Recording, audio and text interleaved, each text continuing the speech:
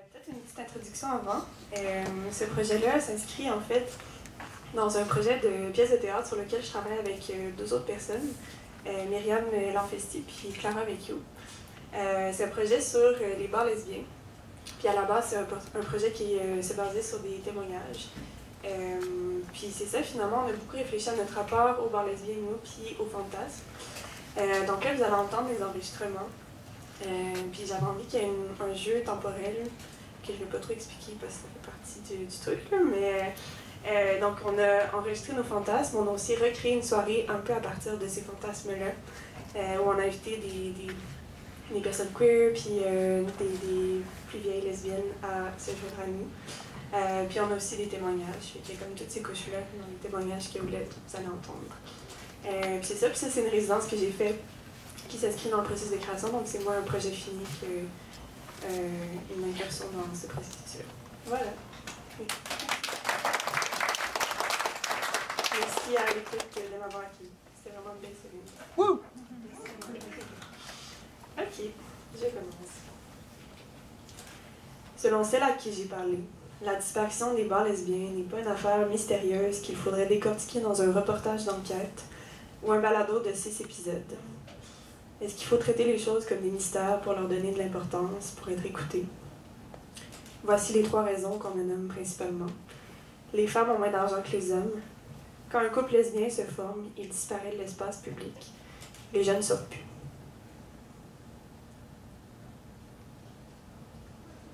C'est enregistré? C'est ça le problème que j'ai remarqué, c'est que quand les femmes se mettent en couple, ils sortent plus. Non, moi je suis pas comme ça. Tout le monde me dit ça. Les femmes, ça sort moins, puis ça boit moins. Les bars de femmes, c'est plus difficile. Qu'est-ce qui se passe avec les femmes quand ils sont seules et ça?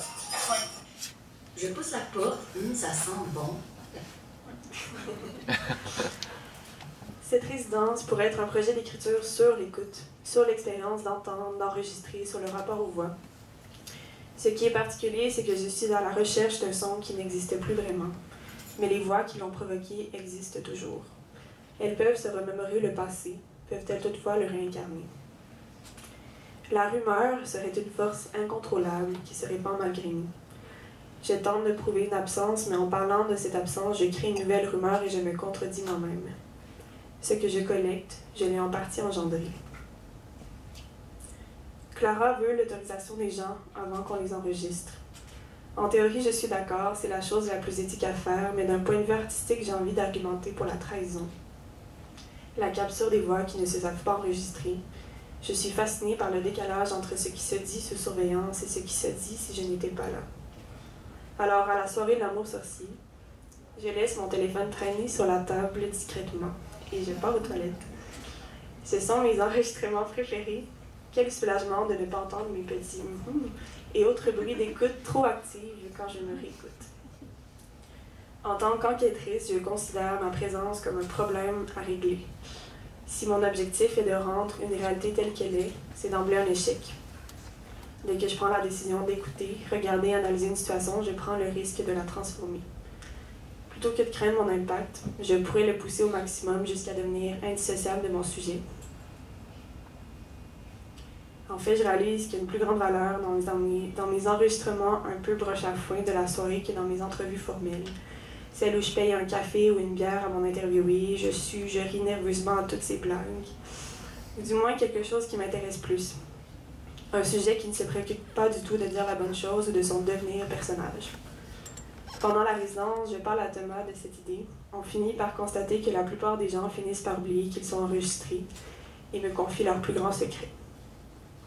La personne qui oublie le moins qu'il est enregistré, c'est moi. Je pousse la porte, ça sent bon. La musique est bonne, un petit jazz smooth cute. Mes sens sont comblés. Il y a un gros lustre suspendu au plafond en faux diamant, lol. Des plantes et des divans confortables. Il y a un foyer avec des bûches et un feu qui crépite à l'eau. Il y avait de la danseuse Caucus, il y avait du pin, il y avait des pochures, il y avait des coupes hétéros qui allaient se chercher des filles là. Il y avait toutes sortes d'hommes qui allaient se chercher des filles pour faire des trips à toi. Elle va danser sur le stage.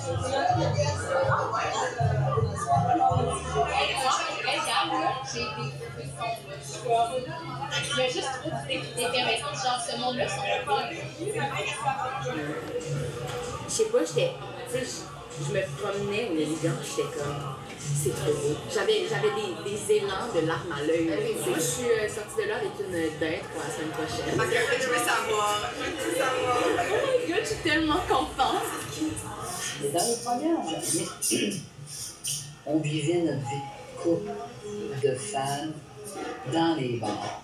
On rencontrait dans les bars, on vivait notre relation dans les bars, puis on cassait dans les bars. Là, on ne pouvait pas habiter ensemble. T'sais, souvent, il y en avait qui étaient dans des quartiers encore avec les enfants. Il y en a qui ne pouvaient pas se faire voir. Fait on sortait dans les bars 7 jours semaine. Les bars, ça roulait. C'était là que tu rencontrais. C'est pas spécial. Ce qui me fascine le plus, ce sont les conséquences possibles du projet sur nos vies. Les futures blondes, les nouvelles amitiés, les dates. C'est la première fois dans ma vie que je constate de façon aussi claire l'impact de mes décisions. On ne raconte pas des histoires pour changer nos vies. On modifie nos vies pour en raconter une version qui nous intéresse et qui en vaut la peine. Je parle pas fort. J'en avais conscience, mais toute la place que j'avais l'impression de prendre dans les conversations enregistrées est tellement minime que c'est ce qui devient gênant. Peut-être à cause de ce désir initial d'interférer le moins possible.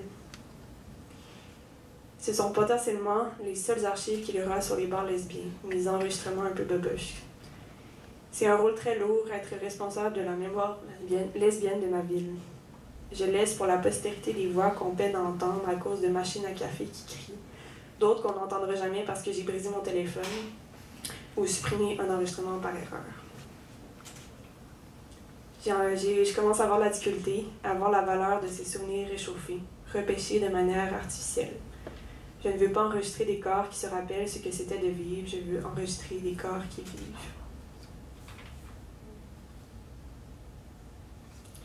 Nous en veulent-elles de ne pas sortir plus, de ne pas dépenser tout notre argent pour faire revivre leur jeunesse dans les bars lesbiens?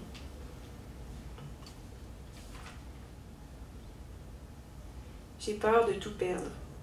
J'enregistre sur mon téléphone, sur le Zoom en même temps.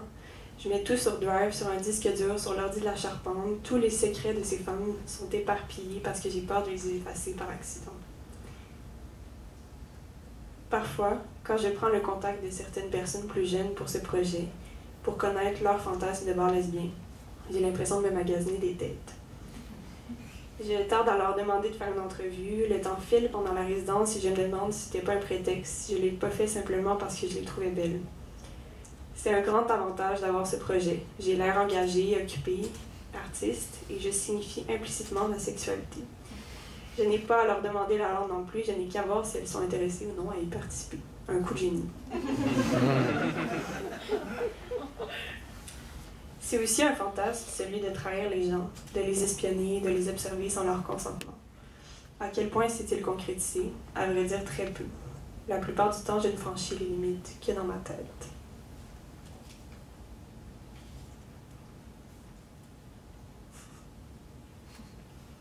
C'est pas spécial, on est là tous les samedis.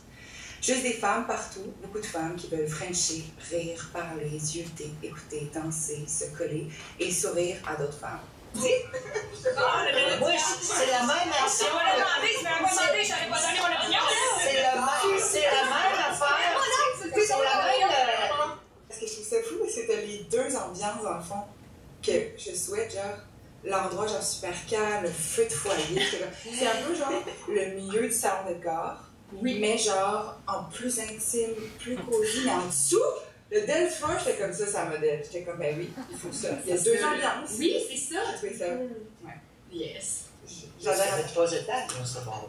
Ok. Il y avait une discothèque en bas, un piano-bar au deuxième, puis un restaurant au troisième, avec terrasse à l'arrière. Peut-être que je me rends compte que mon imaginaire de famille plus âgée était inexistant. Genre, j'avais pas de visuel, encore comme un peu des clichés. Combien de lesbiennes ça les a tuées? La maman m'a informé qu'elle avait compté 53. Pardon. Ouais. Je pense pas qu'on était au pic. Je vais le noter en gros ici. Ouais. Peut-on véritablement définir le bar lesbien comme un lieu de sociabilité, alors qu'il n'est pas considéré historiquement ou socialement? qu'il n'est connu presque juste par les lesbiennes. Daniel me le décrit comme le lieu où se vivent toutes les étapes de leur relation, parce qu'on ne peut pas les vivre à l'extérieur.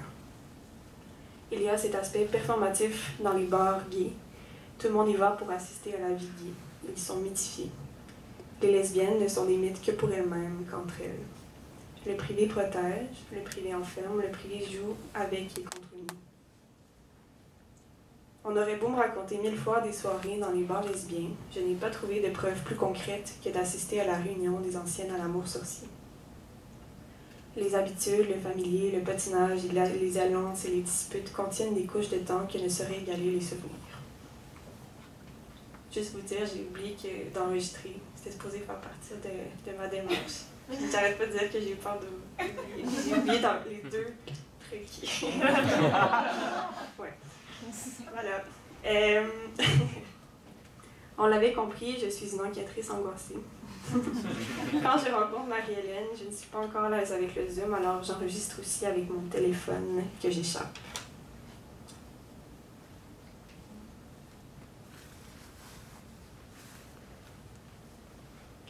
Je ressens l'angoisse de la disparition avec ma grand-mère. Que le temps soit passé, qu'il ne soit plus jamais possible de revenir à ce qui était, qu'il s'agisse de mon enfance ou de l'âge d'or des bars lesbiens. Ce sont des deuils que je dois faire presque tous les jours. Si rationnellement j'ai conscience du temps qui passe, mon cerveau a tendance à l'oublier. Je me surprends à penser qu'à la prochaine adolescence, je frencherai plus ou qu'il sera bon de revoir ma grand-mère, décédée depuis 2012, dans la petite maison blanche de la rue Lagare, qui appartient maintenant à un étranger qui n'a pas entretenu la haie. Tout ce que mon corps a vécu est possible, c'est tout ce qu'il connaît et c'est comme ça qu'il prédit le futur.